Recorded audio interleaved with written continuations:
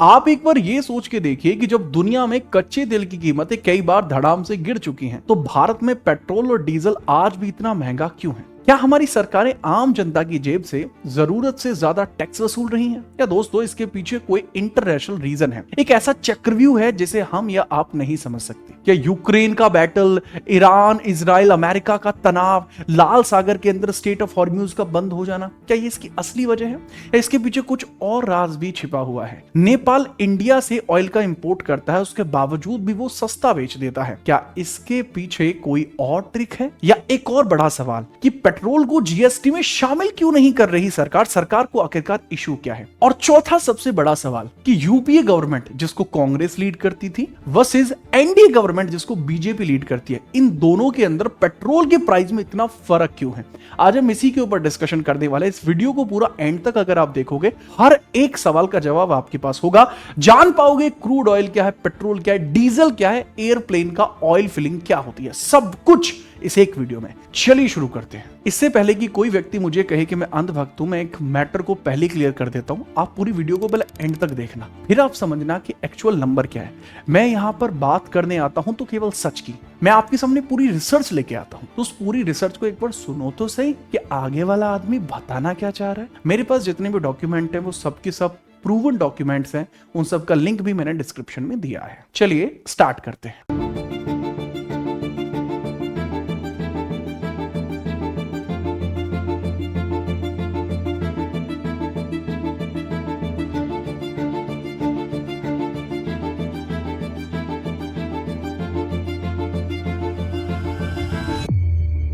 Video की शुरुआत में मैंने एक टर्म यूज किया था जिसको क्रूड ऑयल कह के मैंने बोला था। तो सबसे पहले आप समझ लीजिए क्रूड ऑयल क्या होता है। जमीन या समुद्र के नीचे पाया जाने वाला लाखों साल पुराने जीवों और वनस्पतियों का अवशेष, फॉसिल होता है। इसी को देखा जाए तो ये गाढ़ा, चिपचिपा और काले और ब्राउन रंग का एक ना लिक्विड जैसा एक प्रोडक्ट होता है, लेकिन ये डायरेक्टली हमारे किसी काम का नहीं है। इसी वजह से इस क्रूड ऑयल को रिफाइन करना पड़ता है, उसके बाद ही ये हमारे किसी काम में आ सकता है। तो कच्चे तेल को साफ करने के लिए सीधा ऑयल रिफाइनरी भेजा जाता है।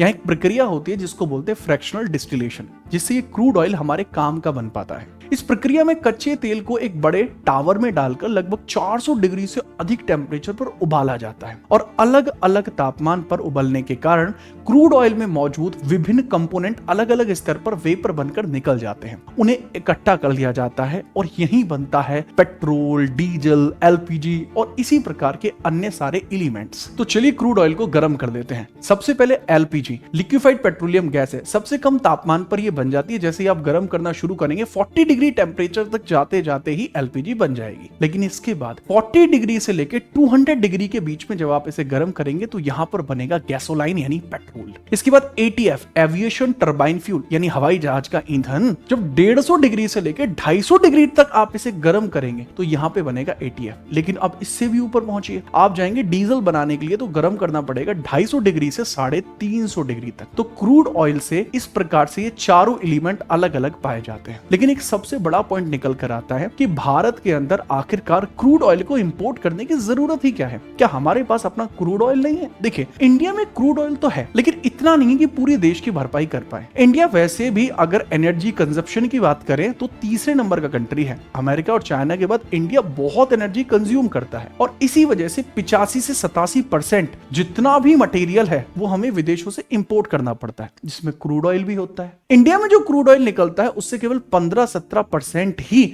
हमारी भरपाई हो सकती है। बाकी सब बेस्ट क्वालिटी का नहीं होता, इसलिए वो यूजेबल नहीं है। लेकिन अब आपके दिमाग में एक सवाल बहुत देर से आ रहा होगा कि आखिरकार पेट्रोल की प्राइसिंग तय कौन करता है, और आखिरकार कैसे ये क्रूड ऑयल यहां से लेकर सीधा आपके वाहन की टंकी में पहुंचने के लिए कितने रास्ते तय करता है और कितने प्राइस इस पर निर्भर करती है। देखो, सबसे पहले क्रूड ऑयल का प्राइस निर्भर करता है अंतरराष्ट्रीय बाजार में कच्चे तेल की कीमत प्रति बैरल कितनी है, ये डिपेंड करेगा। इसके बाद विदेशों से लाने का इंश्योरेंस या उसको लाने का खर्चा, फ्रेट, लाने का ट्रांसपोर्ट चार्ज तो लगेगा। उसके बाद रिफाइनिंग कॉस्ट लगेगी कि उसको किस तरीके से रिफाइन किया गया, उसको उबाला गया, मैंने प्रोसेस में बताया था। उसके बाद ओएमसी होगी, मार्केटिंग कॉस्ट होगी, जैसे ऑयल मार्केट कंपनी होती है, इंडियन ऑयल होती है, भारत पेट्रोलियम है, हिंदुस्तान पेट्रोलियम है, रिलायंस भी है आजकल तो, ठीक है। इसके बाद डीलर का कमीशन होगा, पेट्रोल पंप के मालिक का भी तो कोई कमीशन होगा, वो भी तो दुकान खोल के बैठा है। इन सब के खर्चे को लगाकर आपको पेट्रोल अपनी टंकी में मिलेगा। लेकिन आपके दिमाग में एक बात आएगी कि पेट्रोल का प्राइस तो समय समय पर चेंज होता रहता है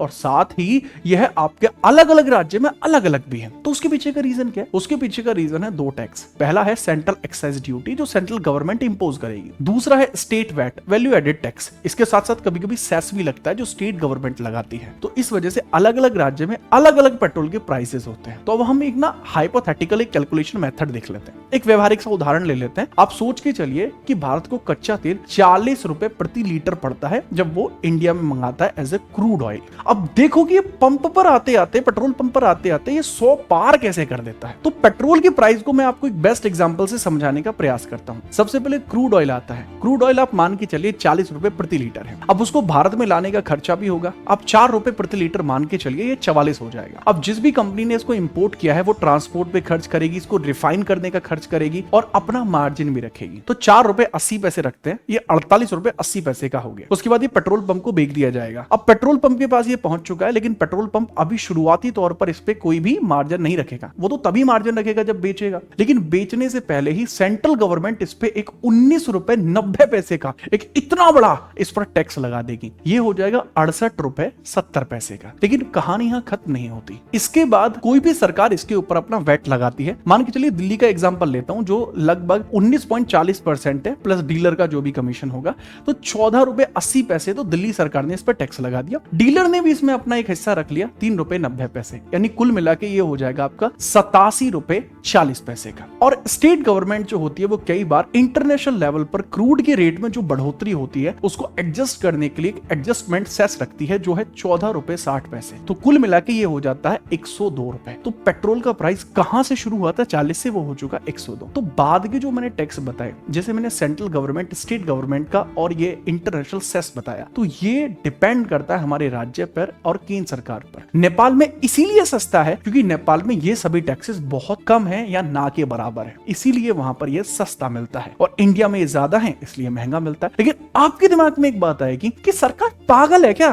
क्यों लगाती है इतने टैक्स? इसके पीछे का रीजन क्या है? तो इसके पीछे का रीजन भी जान लीजिए। इससे पहले कि मैं इसके पीछे का रीजन बताऊं, यही मैं वो कहानी भी आपको बता देता हूं कि आखिरकार यूपीए गवर्नमेंट और एनडीए गवर्नमेंट में फर्क कहां पर है। आप मान के चलिए ये उस समय का दौर है जब यूपीए गवर्नमेंट सत्ता में थी, यानी कांग्रेस जब सत्ता में थी। इस दौर में वैश्विक यानी ग्लोबल लेवल पर कच्चे तेल की औसत कीमतें बहुत ज्यादा थी। यहाँ $100, $150 प्रति बैरल मिलता था। और इतना जब होने के बाद भी पेट्रोल की कीमतें जनता को 40 से 75 के बीच में ही मिल जाती थी। ये दशक 2014 से पहले की बात है। लेकिन यहाँ आता है इस वीडियो का सबसे बड़ा ट्विस्ट। सरकार तेल की असली कीमत का बोझ खुद उठाती ही नहीं थी। ये तेल कंपनियों को घाटे से बचाने के लिए सरकार ने सीधे नगद भुगतान करने की बजाय 1.34 लाख करोड़ के ऑयल बॉन्ड जारी कर दिए। मतलब सरकार को यहाँ पैसे देने ही नहीं थे, ये डायरेक्टली कंपनी के नाम के ऑयल बॉन्ड जारी कर देती थी। मतलब एक तरीके से सरकार उधार लेती थी। सरकार ने कर्ज लेकर जनता को सस्ता तेल दे दिया, लेकिन इसका भुगतान भविष्य की सरकारें वर्तमान में एनडीए गवर्नमेंट यानी बीजेपी गवर्नमेंट कर रही है। एक्साइज ड्यूटी देनी पड़ती थी पेट्रोल डीजल पर। केंद्रीय टैक्स तुलनात्मक रूप से कम लगता था क्योंकि भाई जब आप तेल पे खर्च ही नहीं कर रहे हो, आपने एक भी रुपया खर्च नहीं करना, आपने शुरुआत वाले 40 रुपए भी खर्च नहीं करे, सबका सब ऑयल बॉन्ड में जारी कर दिया। जिन कंपनियों के द्वारा यह इंपोर्ट कराया गया उन्होंने सरकार के बदले का खर्चा किया, अब वो ऑयल बॉन्ड बन गया। और वर्तमान में जो सरकार होगी उस सरकार को उसी ऑयल बॉन्ड का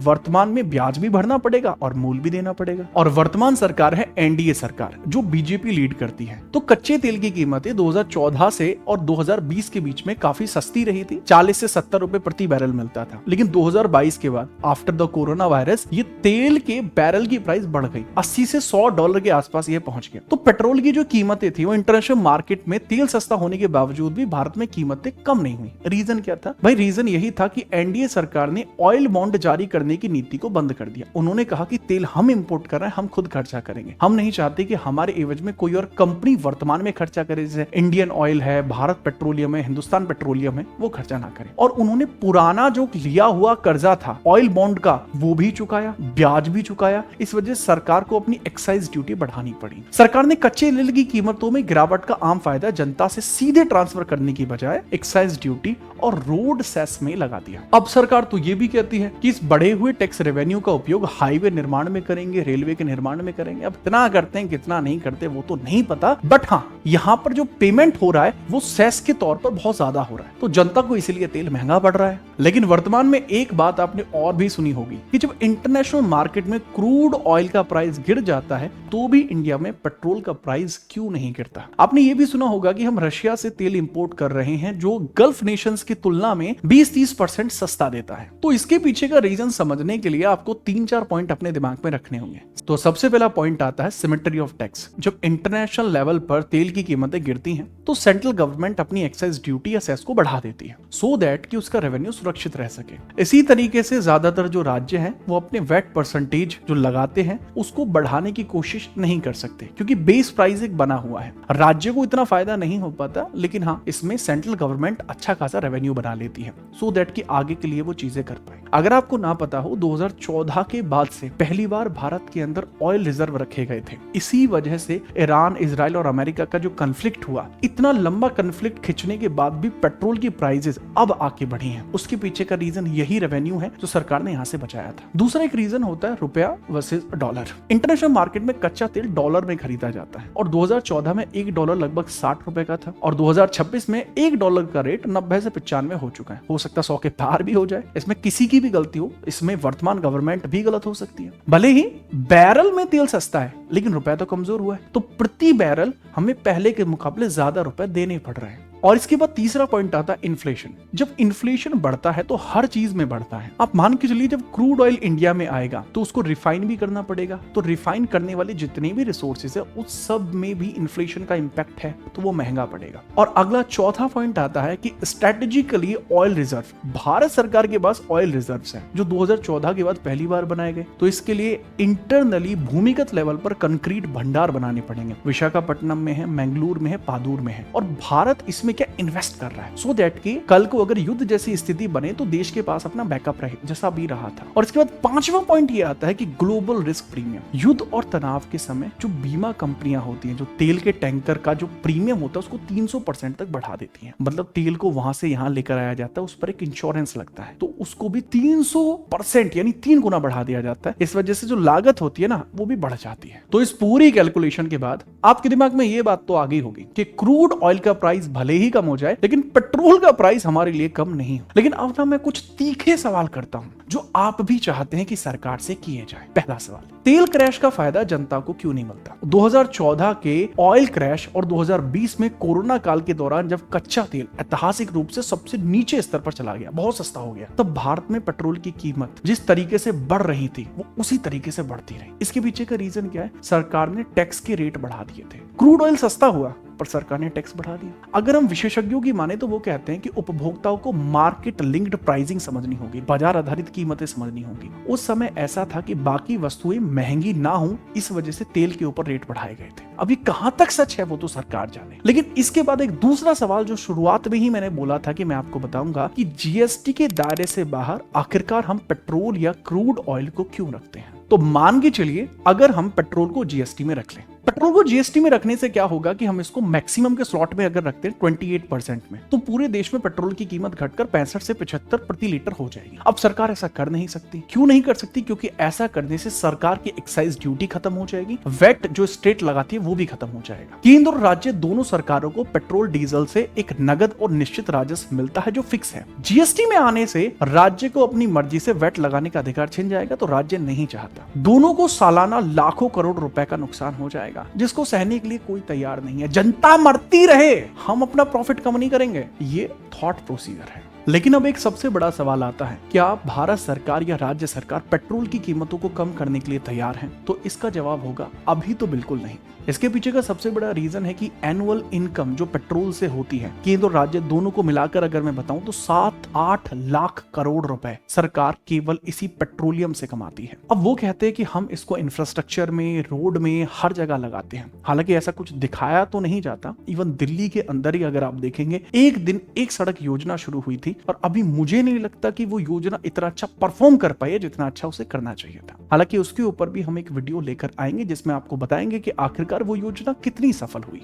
एक और बड़ा सवाल आपके दिमाग में आ रहा होगा, क्या भविष्य में कभी पेट्रोल 50-60 लीटर हो पाएगा? देखो, पारंपरिक रूप से ट्रेडिशनली अगर मैं बताऊं कि पेट्रोलियम बहुत ज्यादा सस्ता होना बिल्कुल नामुमकिन है, लेकिन भविष्य का ईंधन पूरी तरीके से बदल रहा है और इसके पीछे का रीजन है कि इलेक्ट्रॉनिक व्हीकल्स भारत में धीरे धीरे आ रही हैं। 2026 तक चार्जिंग इंफ्रास्ट्रक्चर काफी मजबूत हो जाएगा, जिससे तेल पर निर्भरता घटेगी, कीमतों का दबाव कम होगा, तो हो सकता है ये टैक्स कम हो जाए। और दूसरा पॉइंट है एथेनॉल ब्लेंडिंग। भारत सरकार पेट्रोल में 20% एथेनॉल और अभी की न्यूज से मानो तो 30% एथेनॉल मिलाने का लक्ष्य हासिल करने की दिशा में प्रगति पर है। एथेनॉल गन्ने और अनाज के कचरे से बनता है जो पूरी तरीके से स्वदेशी है। हालांकि इसके पीछे का भी ना एक बहुत ही बड़ी कंस्पिरेसी है जिसको हम और आप अगली वीडियो में डिस्कस करेंगे। इससे भारत में 1000 करोड़ रुपए की जो विदेशी मुद्रा भंडार है वो बच जाएगा। मान के चलिए हमें 100 लीटर की जरूरत है तो तब हमें केवल 80 लीटर ही मंगाना पड़ेगा। और इसके बाद आता है ग्रीन हाइड्रोजन और रीन्यूएबल एनर्जी। भारत दुनिया का सबसे सस्ता ग्रीन हाइड्रोजन उत्पादक बनने वाला है। अलग अलग जगह हाइड्रोजन प्लांट्स लग चुके हैं और भविष्य में भारी कमर्शियल ट्रक और बसें हाइड्रोजन से ही चलेंगी या सोलर से चलेंगी, तो पेट्रोलियम के ऊपर से वो प्रेशर कम हो जाएगा। उम्मीद है आप इस पूरी वीडियो को समझ पाए होंगे